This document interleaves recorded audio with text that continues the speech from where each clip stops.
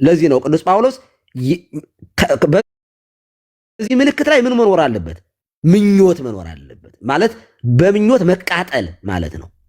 በምኞት መቃጠል ማለት ምን ማለት? ማመንዘር ብቻ አይደለም። በምኞት መቃጠል ማለት መፈለግ፣ መሻት፣ ትዳር መፈለግ፣ ተቃራኒ ጾታን መፈለግ ካለ ለትዳር ዝግጁ ናችሁ ማለት ነው። ምንም ስሜት ከሌላችሁስ you are not ready ሶ ለትዳር ብቁ አይደላችሁ።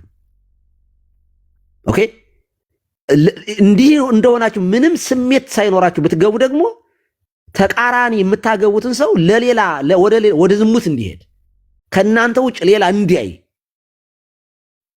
ታደርጉታላችሁ።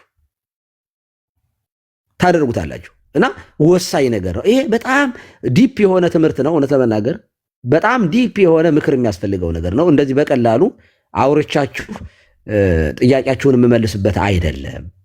እና ምክረ ካህን ጠይቁ።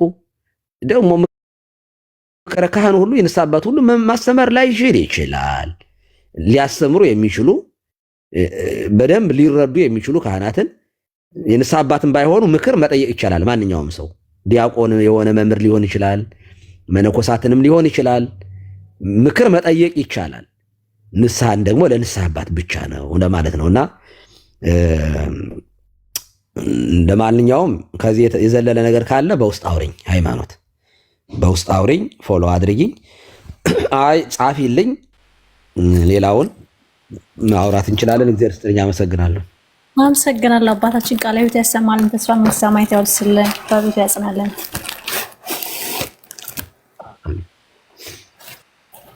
ተጨማሪ ጥያቄ ካለ መመለስ እችላለሁ፣ ካልሆነ አመሰግናለሁኝ።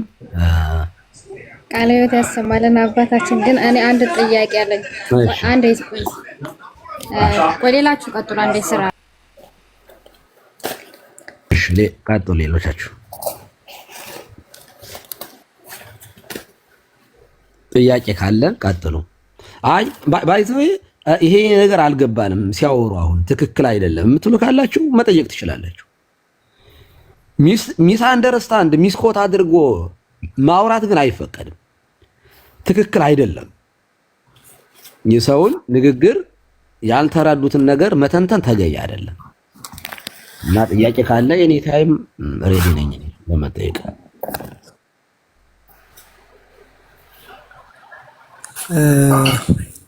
ቀሲስ እጅግ አድርገን እናመሰግኖታለን፣ እንወደዎታለን፣ በጣም እናከብረዎታለን። ከአባትም በላይ ነዎት። ከአንደበቶት የሚወጣው ሁሉ በጣም እጅግ በጣም የሚማርክ ነው።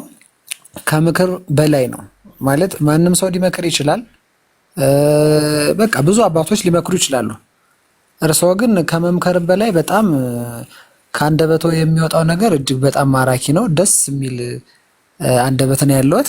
እያንዳንዱን ቃላት እያንዳንዱን ትርጓሜ በደንብ እየተከታተለንና እየገባን ነበርና እንደው ይሄን ነገር ሼር እያደረግንልዎት ማታ ማታ በእንዲሁ መልኩ ጥያቄም ይኖረናል። ያው የክርስቲያን ልጆችም አይደለም ብዙ ያልገባን ጀማሪዎችም እስከ መሆናችን መጠን እንደመሆናችን ሁሉም መቼም አላዋቂ ነው ብዬ አስባለሁኝ። ምክንያቱም ስለ ሃይማኖታችን ብዙ ነገር ይጠበቅብናል፣ ማወቅ መጠየቅ ይጠበቅብናልና ብዙ ጥያቄዎች ይኖሩናል። እንዲሁ ማታ ማታ በእንዲሁ መልኩ እየተገናኘን ሸር እየተደራረግን ብንጠይቀዎት ለማለት ያክል ነው። እጅግ አድርገን እናመሰግነዎታለን። ያው በቤቱ ያጽናልን። እግዚአብሔር ይስጥልን። አሜን አሜን። እግዚአብሔር ይስጥልኝ። አመሰግናለሁ። አሜን።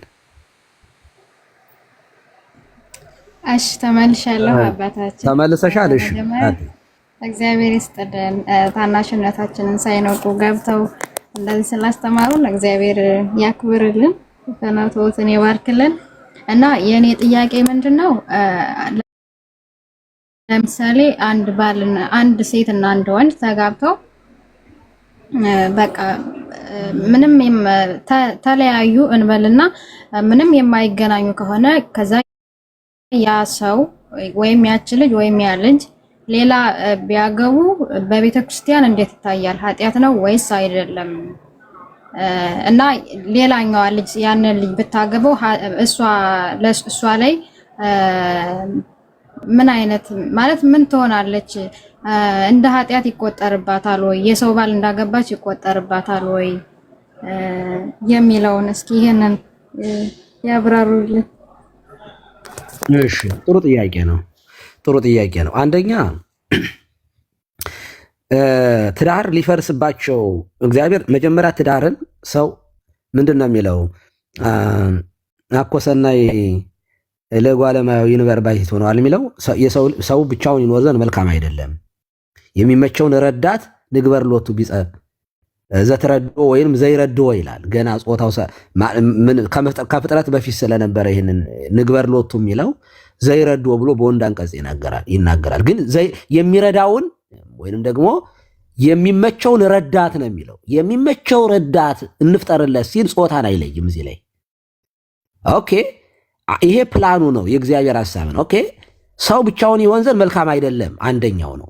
ኦኬ አዳም ተፈጠረ። ከዚያ ሰው ብቻውን ይሆን ዘንድ መልካም አይደለም አለ እግዚአብሔር።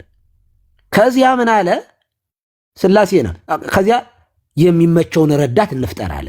ኦኬ የሚመቸው ረዳት ምን አይነት ነው ወደሚለው እግዚአብሔር ወደ ድርጊት ወደ ማድረግ ሲገባ ግን የሚመቸው ሆኖ የተገኘው ምን አይነት ነው? ተቃራኒ ጾታ ሴት ናት።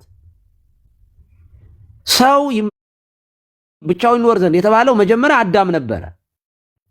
ከዚያ የሚመቸውን እንፍጠርለት አለ። ኦኬ የሚመቸው ምን አይነት ነው የሚለውን ሲወስን ደግሞ እግዚአብሔር ደግሞ ምን አደረገ?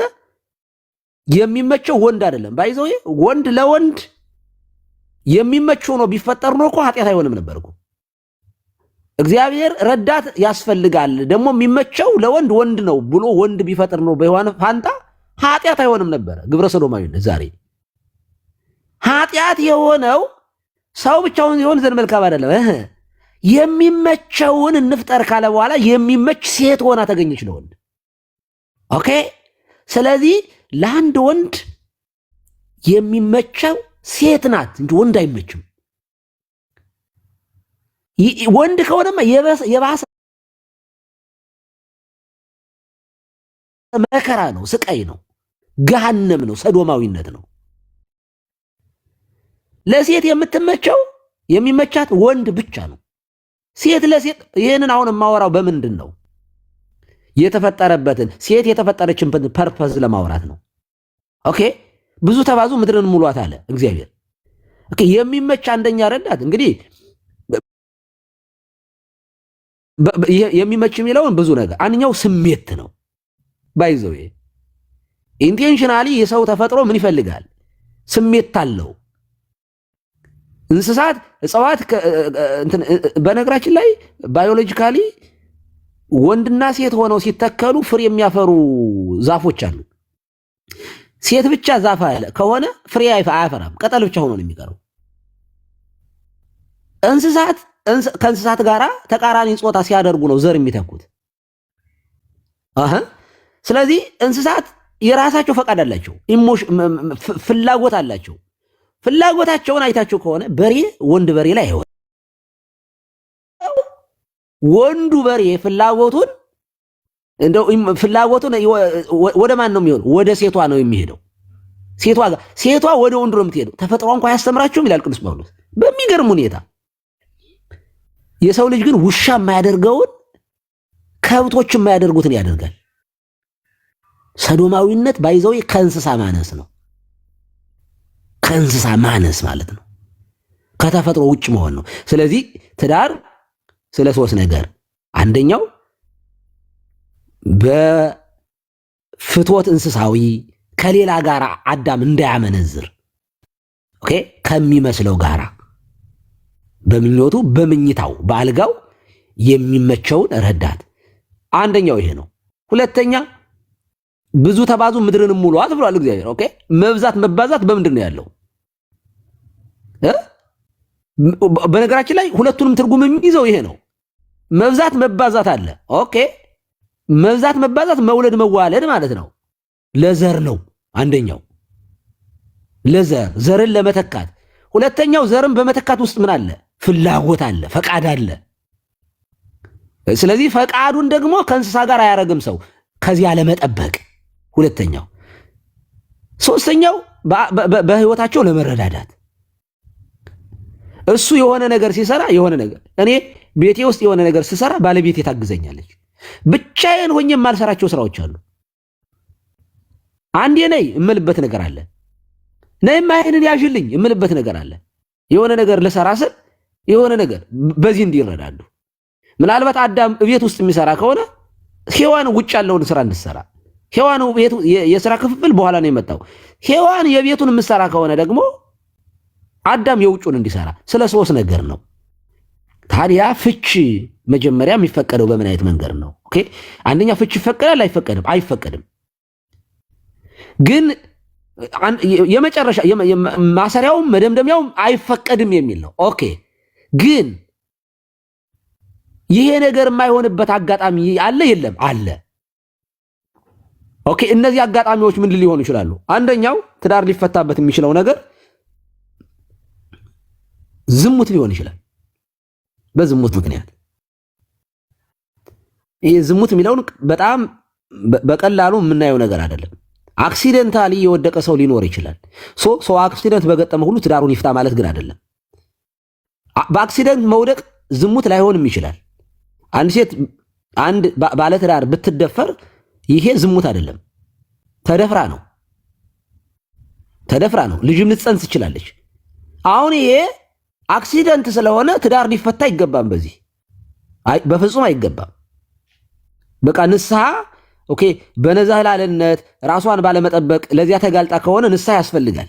ኦኬ ከዚያ በኋላ ወንዱ ይቅርታ ሊያደርግ ይገባል። ባል አክሲደንት ነው ይሄ ከሷ በሆነ ነገር አይደለም ይሄ እና በዚህ ትዳር አይፈታም። ይሄ ዝሙት አይባልም። በቃ ስለተኛች ብቻ ዝሙት ነው አንለውም፣ አክሲደንት ነው ይሄ። ሌላው እንደው በመጠጥም በሆነ ነገር ተገፋፍቶም ሊሆን ይችላል። ኃጢአት ነው ይሄ። አዎ ኃጢአት ነው፣ ምንም ጥያቄ የለውም።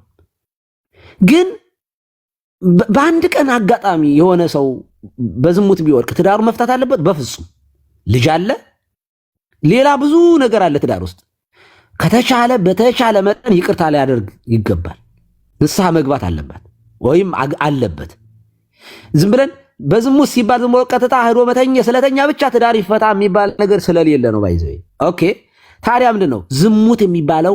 የሆነ ሱስ ከጋብቻ ውጭ ቅንዝረኝነት የሚያመጣ ከሆነ ወደ ሌላ የሚያስኮበልል የምኞት ኃጢአት ምኞት ካለበት ዝም ብሎ የማይቆም ግትልትል የሆነ ከሆነ ይሄ ዝሙት ነው። እንዲህ ያለ ሱስ ውስጥ የገባ ሰው ከሆነ ሊፈታው ይችላል፣ ልትፈታው ትችላለች። ምክንያቱም ንስሐ የመግባት እድል የለውም እንደዚህ ያለ ሰው። ስለዚህ እንደዚህ ያለ ዝም ብሎ ቅንዘረኛ የሚሆን ከሆነ በሄደበት ሁሉ ወይም በሄደችበት ሁሉ የምትወድቅ ከሆነ ኦኬ ይህንን ሰው ህይወቱን እያመሰቃቀለች ነው ወይ እያመሰቃቀለ ስለሆነ በዝሙት ምክንያት ትዳሩን አንድ ሰው ሊያጣ ይችላል እና ኦኬ መምህረ ንስሐውን ጠይቆ መምህረ ንስሐው መክሯት ወይ መክሮት የማይመለስ ከሆነ ዝሙት ትዳር ያፈርሳል። ሊለያዩና ቢለያዩ ሌላ ትዳር ቢይዝ ወይንም ብትይዝ ኃጢአት አይሆንም። አንደኛው ይሄ ነው። ሁለተኛው ሞት ነው። በሞት ምክንያት ሚስቱን ያጣ ሰው እንደገና የማግባት መብት አለው። ኃጢአት አይደለም። ባይዘው ይሄ ለካህናትም እንኳን የተፈቀደ ነው። ካህን ሚስቱ ብትሞት መመንኮስ አልችልም፣ ስጋዊ ጾሬን መቋቋም አልችልም ካለ ክህነቱ ይቀራል። ክህነቱ በክህነት ማገልገል አይችልም፣ ቀኖናው ይከለክለዋል። ማሳለም፣ መባረክ እንደዚህ ያሉት ነገሮች አይችልም። ግን ከእግዚአብሔር መንግስት ግን አይከለከልም። ከቤተ ክርስቲያን ግን አይከለከልም። ከመቁረብ ግን አይከለከልም። የሚያገባትን ሚስቱን በሞት ምክንያት ያጣት ከሆነ ሚስት አግብቶ ቆርቦ እንደገና ቆርቦ እየቆረበ ዳዊቱን እየደገመ መርጌታ ከሆነ ማይሌቱ መቆም ይችላል። ቀኔ ማድረግ ይችላል። በውስጡ በሰበካ ጉባኤ ሊሰብክም ይችላል። ባይዘው እንደዚያ ሆኖ መቀጠል ስለሚችል ሚስቱን በትዳር ምክንያቱም የምኞት ኃጢአት የሚቃጠል ከሆነ ማግባት ነው ያለበት ነው። በምኞት መቃጠል ዝም ብሎ ብቻን መኖር በነገራችን ላይ በራሱ ዝሙት ነው ታውቃላችሁ። ለትዳር ሬዲ ሆኖ አንድ ሰው ዝም ብሎ እያመነዘረ የሚኖር ከሆነ ኃጢአት ነው። ለዚያ ነው አግቡ የምንለው። እና እንደ ጳውሎስ ምን አለ? በቃ ከምትቃጠሉ አግቡ ነው ያለው።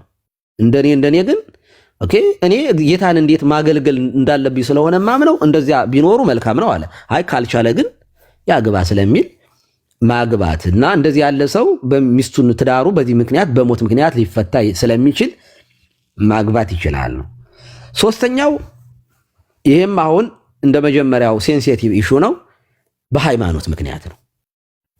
ሲጀመር አንድ ሰው ከእምነት ውጭ ሌላ ሰው ሊያገባ አይገባም። 4 ነጥብ። ቤተክርስቲያን አትፈቅድም ይሄንን 4 ነጥብ። ግን አንዳንድ ሰው ዝም ብሎ በስሜትም ባለማወቅም ከእምነት ውጭ ያገባ ሰው ሊኖር ይችላል። አሁን ይሄንን ሰውዬ ስመክረው ዝም ብዬ ትዳርን ፍታ አልለውም አይባልም። ልጆች አሉ።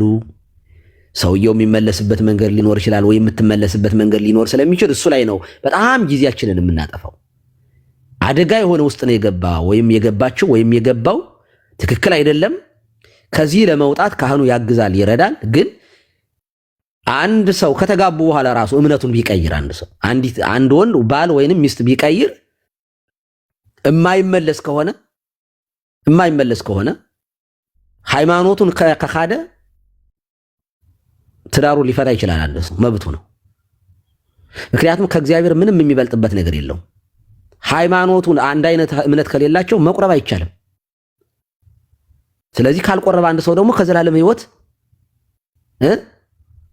ከሚስጥራት ተከልክሏል ማለት ነው። ከሚስጥራት ተከልክሎ ደግሞ መዳን የለም።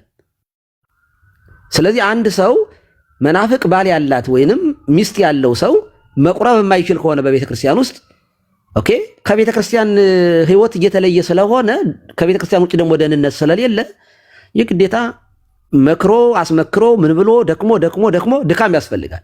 በፍጹም ሴንሲቲቭ ኢሹ ስለሆነ ዝም ብላችሁ ትዳራችሁ እንዳትፈቱ። ግን ተመክሮ የማይመለስ ከሆነ ግን ምንም ጥያቄ የለውም ልትፈቱ ትችላላችሁ። እነዚህ 3 ነገሮች ናቸው ትዳር የሚፈታባቸው።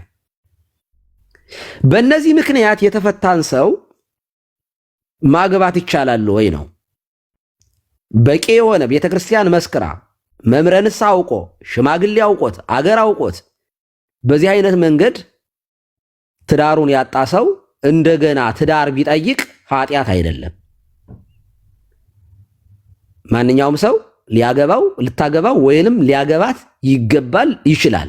ከተዋደዱ እንደ ማንኛውም ይቻላል። ነገር ግን የጓደኛን ባል ማግባት ይፈቀዳል ወይ የሚለው ይሄ አይሆንም፣ ከባድ ነው። ለምንድን ነው የማይሆነው? ኢንቴንሽናሊ ወንድምን የሚያስቆጣ እንዴ የጓደኛን ባል ጓደኛ ኦኬ ኦሬዲ ፈታዋለሽ፣ ኦኬ ከፈታሽው እኔ ላግባው እንደዚህ አይነት አንድ ሰው ቢል ኢንቴንሽናሊ ይዞት የሚመጣው ሐሳብ ቅናትን፣ ተንኮልን፣ ፍቅርን የሚያጠፋ ነገር ነው። ያው ኦኬ እሱ ኦኬ እኔ ትቼዋለሁ አንቺ አግቢው፣ ይሄ ዕቃ አይደለም። ጓደኛዬ በጣም ስለምወዳት የድሮ ባሌን አጋባዋት ብትላንደ ጤንነት አይደለም። በመሰረቱ ማለት ትራዲሽናችን ራሱ እንደዚህ ያለ ነገር አይፈቅድም። ግን ስለ ሃይማኖት ኢንቴንሽናሊ ችግር አለው በጣም ጓደኝነትን፣ ፍቅርን ጓደኛ ስለ ባልንጀራ ራስን አሳልፎ የባልንጀራን ሀብት አትመኝ የሚለው አንደኛው ይሄ እኮ ነው። ሀብት የሚለው ነገር ገንዘብ ብቻ ማለት አይደለም። ሚስቱን፣ ከብቱን፣ የሱ የሆነውን የጓደኛ የሆነውን ነገር አትመኝ ነው በቃ። እንደዚህ ያሉት ነገሮች ሌላ ፍቅርን ስለሚያጠፉ ጓደኛ አይደለ? ኦኬ ጓደኛ ከሆነ እኮ የጓደኛውን ስትወስድበት ጸብ ይመጣል ማለት ነው። ጥላቻ ይመጣል ማለት ነው። ኩርፊያ ይመጣል ማለት ነው። ስለዚህ ፍቅርን አስወጥቶ ትዳር ደግሞ አይሆንም። ስለዚህ ባልጠፋ ወንድና ባልጠፋ ሴት እዚያ ውስጥ ሄዶ መግባት ህይወትን አፌክት ያደርጋል፣ ይጎዳል። እንዲያውም ሌላ ችግር የሚያመጣው ይሄ መተማመንን ያጠፋል።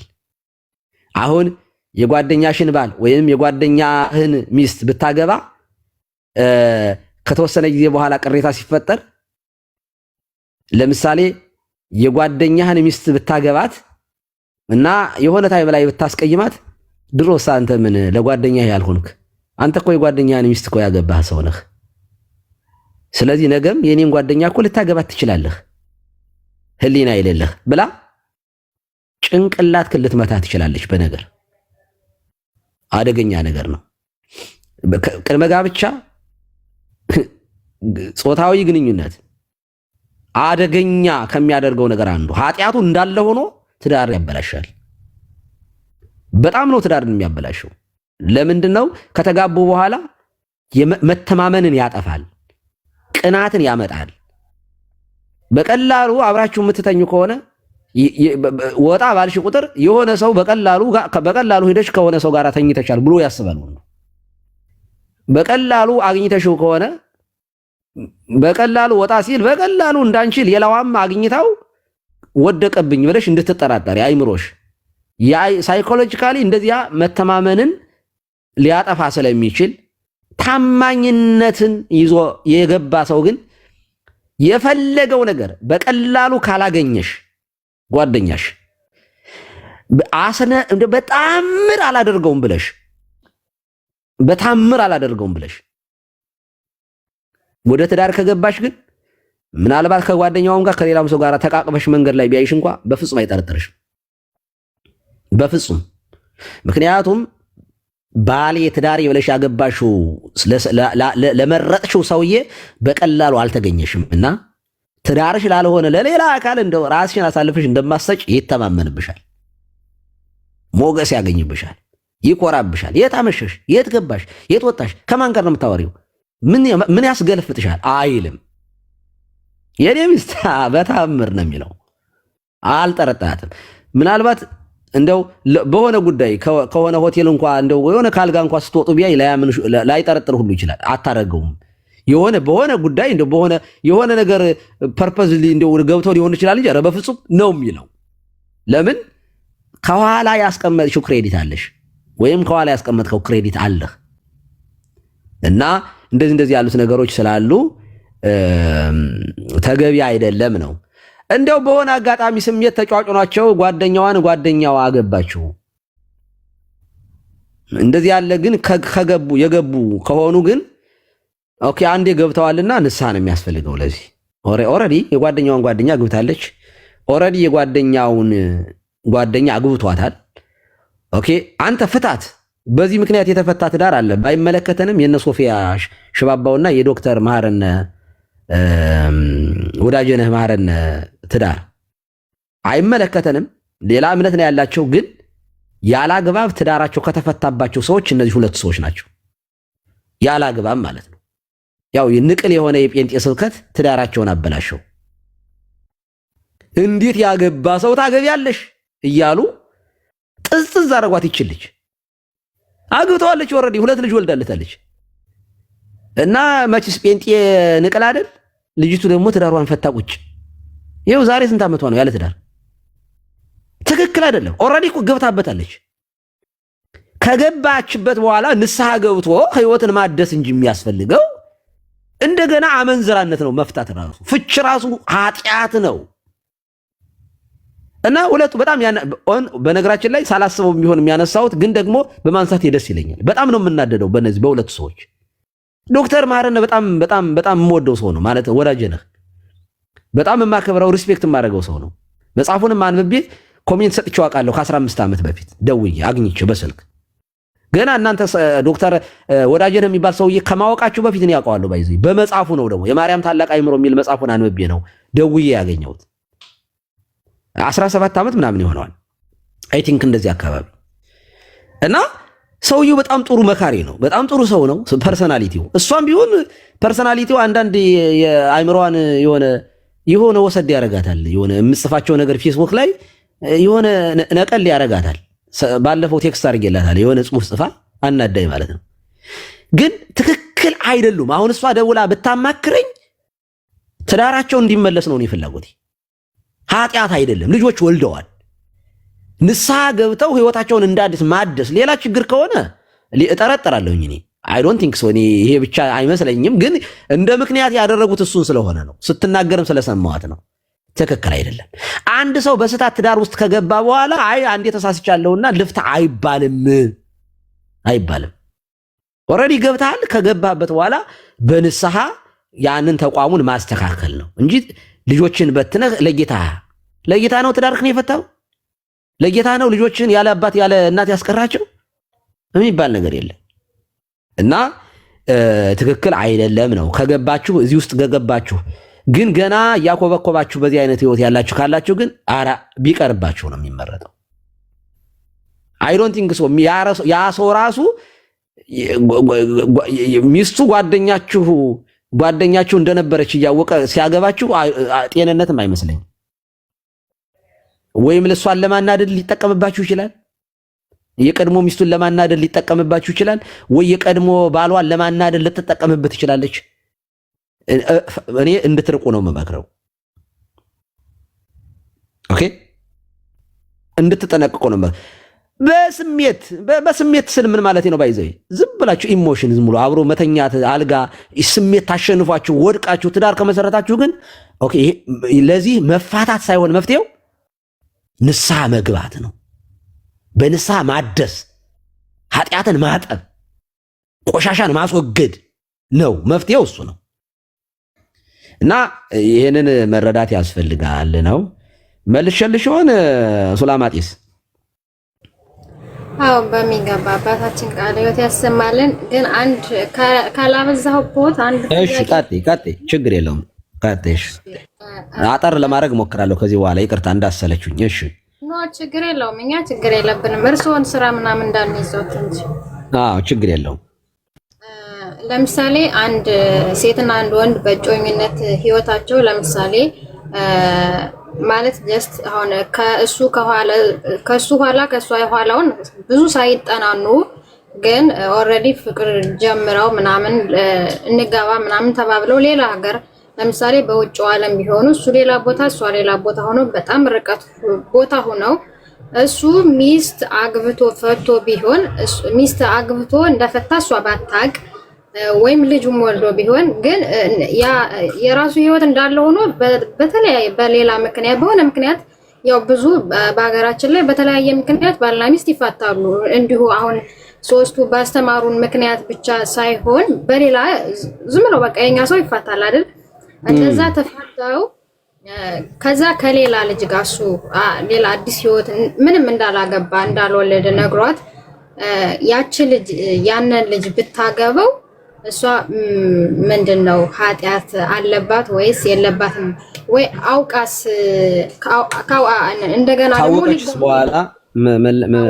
በኋላ ምን ትሆናለች? እሷ መተው ብታውቅ ጨርሰው ፕሮሰስ አድርገው ጋብቻ ላይ ደርሰው ቢነግራት ከዛ እሷን ቤተሰብ አሳውቃ ቢሆን ከዛ ልጅ እንዳለው ሚስት አግብቶ እንደነበረ ቢነግራት ያቺ ልጅ መተው አለባት ወይስ ማግባት አለባት?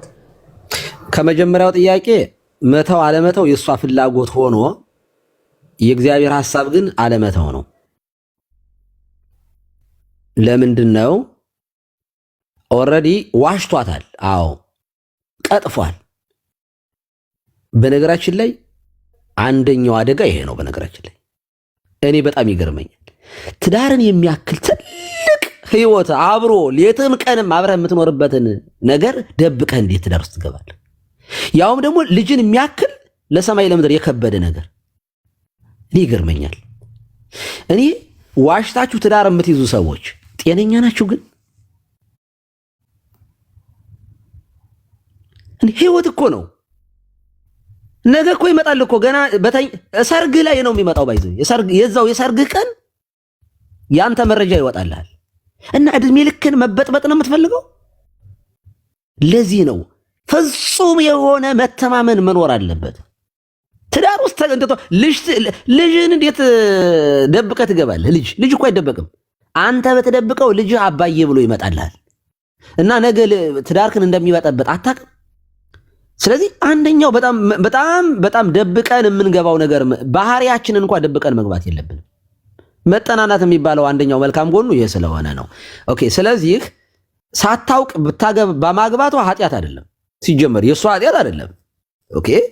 ፈጣሪ አይደለችም እሷ የነገራትን። በቤተ ክርስቲያን ደግሞ እንዲህ ቃል ገብቶ ወንጌል ጨብጦ አምን ንስሐ ገብቻለሁ። በነገራችን ላይ ከጋብቻ በፊት እኮ ንስሐ እኮ አለ እኮ።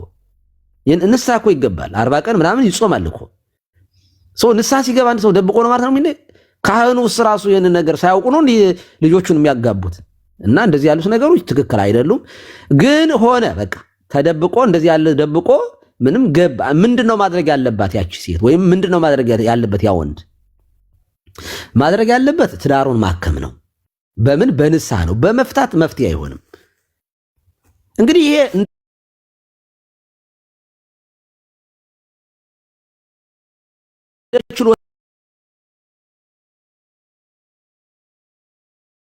አይምሮ የመቀበል አቃተው ካለ አንድ ሰው ግን ምን ማድረግ ይቻላል? ትዳርን የንስሐ አባት ሊኖርላችሁ አይችልም። አባታችሁ ሌላ ሰው በረዳት ድጋፍ አይኖርም። ትዳር ያንተ ሸክም፣ ያንተ ህሊና፣ ያንተ አይምሮ ፈቅዶት ወዶት የምትኖርበት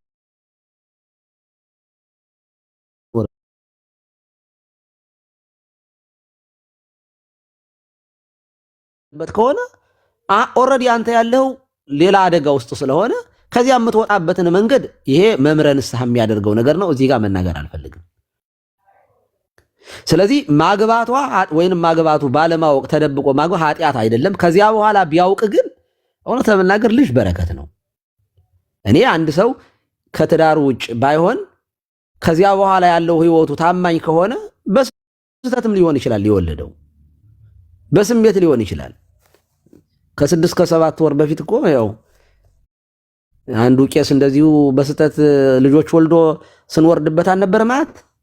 መቼም ልጅ ፈልጎ አይደለም፣ በቃ የፈለገው ጊዜያዊ ጾርን ማስታገስ ነው። ግን በቃ በአንድ ቀን ኦቨርናይት ተፈጠረ። ደግሞ ክፋቱ ደግሞ እንደዚህ ያለ ነገር አይስትም። ይገርማችኋል። ትዳር ይዛችሁ ስንት ዘመን ሙሉ ደክማችሁ ያላገኛችሁትን ነገር በስህተት ሲሆን በአንድ ጊዜ ነው የሚመጣው። ይሄ ፈተና ነው እውነት ለመናገር። እንደዚህ ያሉት ነገሮች አንዳንዴ እኔ አይምሮዬን ይፈትነኛል። እኔ ራሴ ማለት እግዚአብሔርን አንዳንዴ ጌታ ሆይ ለምን እንደው እንዴ ስንት በጸሎት የሚጠይቅህ ባለ ትዳር ልጅ ፈልጎ ስንት የሚያለቅስ እያለ ለምንድን ነው በስህተት ልጅን የሚያክል ስጠጣ ለምን ትሰጣለህ ብዬ ጠይቄ አውቃለሁ። ሞግቼው አውቃለሁ። እግዚአብሔር ኃጢአቴ ይሆንብኛል ብዬ አላምንም። ምክንያቱም ልጅ እግዚአብሔር ስጦታ ስለሆነ ሽንት ቤት የሚወርቅ ልጅ እንዴት እግዚአብሔር ለምን ትሰጣለህ ብዬ አውቃለሁ። ሽንት ቤት የሚጣል ልጅ እንዴት ለምን ትሰጣለህ? ለምን? ይሄ ፈተና ስለሆነ ሰውየው ራሱ እየተፈተነ ስለሆነ በዝሙት የሚመጣ ነገር እንደሆነ መውሰድ መቻል አለበት። ይሄ ለሰውየው በጣም ፈተና ነው። ይሄ አንድ ሰው ሳላስበው ነው የወለድኩ ብሎ ሽንት ቤት የሚጥል ከሆነ ልጁን አደገኛ ሰው መግደል ስለሆነ ኃጢአት ነው።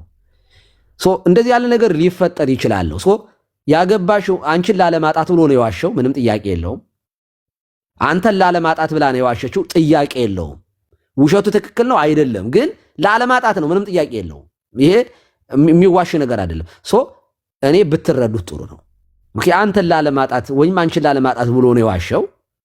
ልጅ ደግሞ በረከት ነው፣ ጸጋ ነው፣ ምንም ችግር የለውም። የኛ ወላጆቻችን እኮ የኔ ማለት አይደለም፣ ግን አያቶች ምናምን እንደዚህ አያቶቻችን ከባሪያቸው ይወልዱ ነበር። እና ሳራ ልክ እስማኤልን አይደል አሳደገች እኮ። በኋላ ስትጠግብ ነው አውጨልኝ ያለችው እንጂ እኮ አንደኛ ራሷ ናት ውለድ ያለችው፣ ሁለተኛ ደግሞ ከተወለደም በኋላ ደስ ብሏታል እስማኤል ሲወለድ እኮ። ሳራም የአጋር ገላማጭነትና እመቤት ልሁን አይነት ትቢት ነው በኋላ ሳራንን ያስቆጣል። እና እኔ እውነት በናገር ኦነስትሊ ነው መናገር የምፈልገው፣ በጣም ትልቅ በጣም በቅቶ ማለት ነው እጁን የታመመ ሰው ላይ በጸሎት ሲጭን በቃ ሊሞት የደረሰ ልጅ ሁሉ ሲያስነሳ የነበር አያት አለኝ። በጣም በቅቶ ይሄንን የሚሰሙ ሰዎች ካሉ እንደው እኔ ተወልጄ ያደኩበት አካባቢ ስመኝ ፈንታ ይባላል አያቴ፣ እና ነፍሳይ ይባላል በሀገራችን ክፍል። እንደዚህ ያለ ሰው በጣም ህልም ቆሞ ማይሌት ላይ ያይ ነበረ። እኛም ወረብ እየወረብን እመቤታችንን ያይ ነበር ይሄ ሰውዬ አያቴ። እግዚአብሔር ምስክሬ ነው። እኔ ባይኔ ነው ባይኔ እዛው ላይ ወረቡን አቋርጦ ሲናገር አይቼዋለሁ። አይጽፍም አያነብም፣ ገበሬ ነው። በቃሉ ወንጌል ይመልሳል። ቅዳሴ ላይ ይላል ካህናቱ ሲሳሳቱ። ትክክል ነው ወይ? በጣም በቅቶ ነው የሞተ እግዚአብሔር በሚያውቀው። እና ጸሎት ቤቱ ያገባ ሰው አይገባም፣ ድንግል የሆነ ሰው ነበር የሚገባው። የሆነ ሰው ሲታመም ገጠር ነው፣ ሆስፒታል የለም፣ አባስም ቤት ነው። ሰው ልጁን ጠይት እየተኮሰ ልጃችን ሞተ ብሎ ወስዶ ዳስስ ሲያደርገው ይፈወሳል። እንደዚህ ያለ አያት ነበረኝ። ይህ አያቴ ግን እዚህ ላይ ከመድረሱ በፊት የመጀመሪያ ልጁን ወልዶ ሁለተኛ ልጁ የኔ አባት ነው። ሁለተኛው ልጁ ከኔ አባት በተመሳሳይ እድሜ ላይ ከባሪያው ወልዷል። እንግዲህ ይቅርታ እንደው እየሰሙኝ ከሆነ እነዚያኞቹ ያው ታሪኩ ስለሚያውቁት የዚያችኛው አክስቴ ልጆችም ስለሚያውቁት ምንም ራሷም ስለምትናገረው አይ ዶንት ኬር። እኔ ትምህርት እያስተማርኩ ነው። በተመሳሳይ እድሜ ነው ከአባቴ ጋር የተወለደችው፣ ከባሪያው ነው የወለዳት። ኦኬ አክስቴን በጣም ነው የምወዳት። ያቺ ከአገልጋዩ ባሪያ ማለት አገልጋዩ ማለት ነው። አያቴ ናት አቀማጥላ ያሳደገቻት። አብራ የሚገርማችሁ ደግሞ ከወለደችን በኋላ ባሪያይቱ አብራ ሰራተኛ ሆና ለአያቴ ለሴቷ አያቴ ቀጠለች። ልጅቱም በስተት የተወለደችውም አብራ አደገች። አባቴ ግን አያቴ ግን የሆነ ቦታ ላይ ተርኒንግ ፖይንት ወንድሙ ሞተ። ከዚያ በኋላ አንደኛው ወንድሙ ብቸኛ ወንድሙ ሲሞት ወደ እግዚአብሔር ተመለሰ። ኃይለኛ የነበረ ነው አያቴ ተመለሰ። ህይወቱ ተለወጠ። ይሄ ሰው ነው እንግዲህ ቤተክርስቲያን ተከለ። በራሱ መሬት ላይ ቤተክርስቲያን ተክሎ መርጌታ ቀጥሮ ብዙ ነገሮች ያደረገ ሰው ነው። ኦኬ አሁን ይሄ ሰውዬ ከባሪያ ወልዷል። እግዚአብሔር ይቆጥርበታል? አልቆጠርበትም። ይኸው በቅቶ ነው የሞተ። አያቴስ በጣም እድሜ ጠግባ አጎንብሳ ነው የሞተችው። ሀብት ተንበሽብሻ ነው የሞተችው።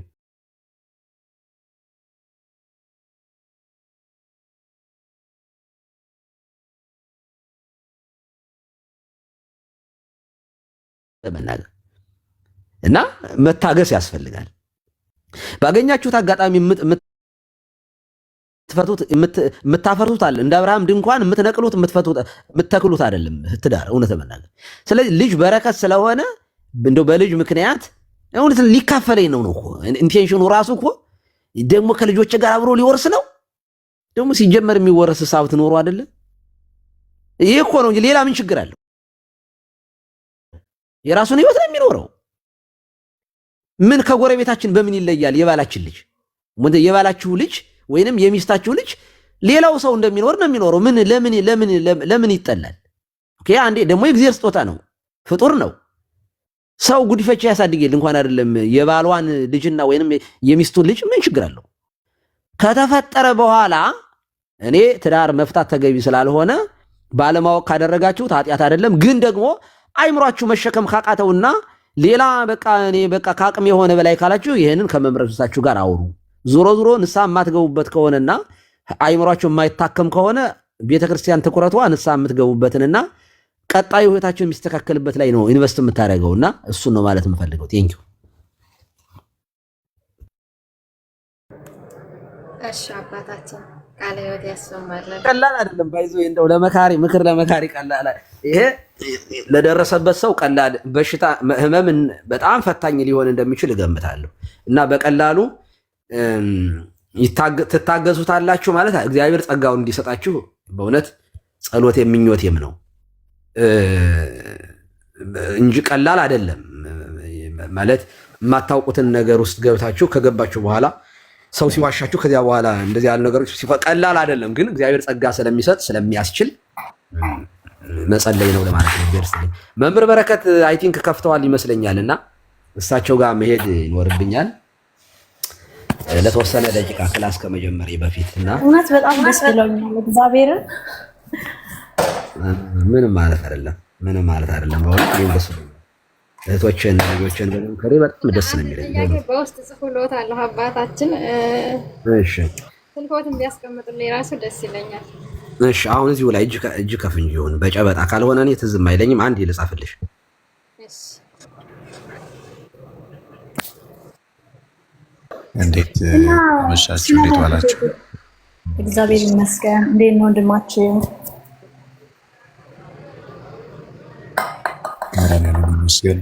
ያልሻለሁ ሰላም ይፍቶኝ በረከተ እስጢፋኖስ ይደር በላይ ልክ እንዴት አሉ? ደህና ነው ወይ? ዲያቆን የሚል ስም ሳላየው ነው ፕሮፋይል ወታ አይታየኝም። ኧረ በነገራችን ላይ ኧረ ተው ኮፒ ሊንክ አድርጉልኝ። እኔ የራሴን ፕሮፋይል ማየት አሁን ጨለማ ነው ለእኔ የሚታየኝ እና ስሜ ብቻ ነው ነጭ ሆኖ የሚታየኝ። የፀሐይ አይታየኝም። የሰዓሊ ዲያቆን ሰሎሞን ስሙ ብቻ ነው የሚታየኝ። ሱላማጤስና ሃይማኖት ብቻ ናቸው የምትታየኝ እና አካውንቴ ሪፖርት ተደርጎ በጣም ወደ 5 ወር በሙሉ ታስሮ ነው ያለው።